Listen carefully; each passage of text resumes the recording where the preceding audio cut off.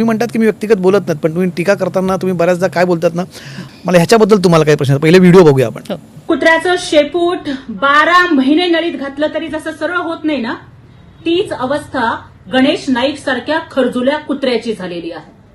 वारंवार फक्त एकनाथ शिंदे साहेब, डॉक्टर श्रीकांत शिंदे साहेब यांच्यावरती टीका करायची, याच्याशिवाय गणेश नाईकला दुसरा कुठला उद्योग धंदा राहिला नाही. गणेश नाईक आता तरी बाज या, नाहीतर नवी मुंबईत येऊन बाजार उठवला जाईल. खरजूला कुत्रा तुम्ही म्हणतायत एका वरिष्ठ नेत्याला, ह्याला तुम्ही आक्रमकता म्हणतात ज्योती वाघमारे?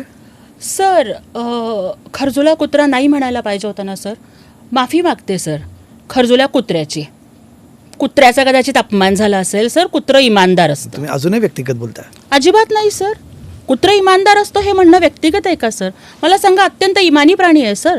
बालकासाठी जीव धोक्यात घालतो आणि सर किती निष्ठावंत असतो. ते आणि तुमच्या मग मित्र पक्षाचे एक वरिष्ठ नेते आहेत, त्यांचं 40 वर्षाच्या पेक्षा जास्तचं राजकारण हो नेते राहिलं. असेल कदाचित सर, परंतु मग ते जे काही म्हणतात नामोनिशान मिटवून टाकेन, अस्तित्व संपवून टाकेन, ह्याला काय म्हणणार सर? ते वैयक्तिक नव्हतं का?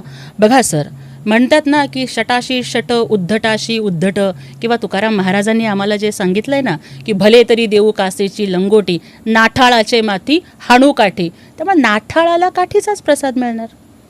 गणेश नाईक नाठाळ आहेत. आता ते लोक ठरवतील. महाराष्ट्राची तुम्ही जनता म्हणतात, तुम्ही त्यांना सुज्ञ आहे. म्हणजे तुम्ही त्यांच्याबद्दल बोलताना जे शब्द वापरलेत, हं?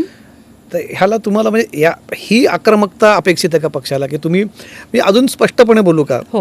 की ज्योती वाघमारेंना पक्षात भाषण तुम्ही म्हटलात तुम्हाला फार अभिमान वाटतो, आम्हालाही वाटतो की एका चळवळीत येणाऱ्या सामान्य घरात येणाऱ्या मुलीला थेट दसरा मेळाव्यासारख्या एका मोठ्या मंचावरती भाषण करायला मिळतात.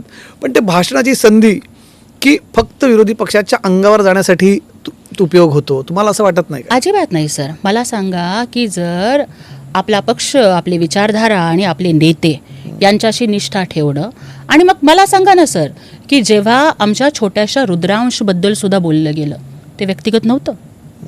की जेव्हा श्रीकांत शिंदे साहेबांच्याबद्दल कार्टा बिरटा अशी भाषा वापरली गेली, ते वैयक्तिक नव्हतं. सर मला सांगा की शिंदे आडनावाला किती मोठा वारसा आहे ना. प्रत्येक आडनावांना वारसा असेल तर मग अगदी महाजी शिंद्यांच्या पासूनची ती आडनावाची जी परंपरा आहे, मग जेव्हा त्याचा अपभ्रंश करून जर एखाद्या माणसाला जर तुम्ही जे जे काही बोलता ते व्यक्तिगत नव्हतं.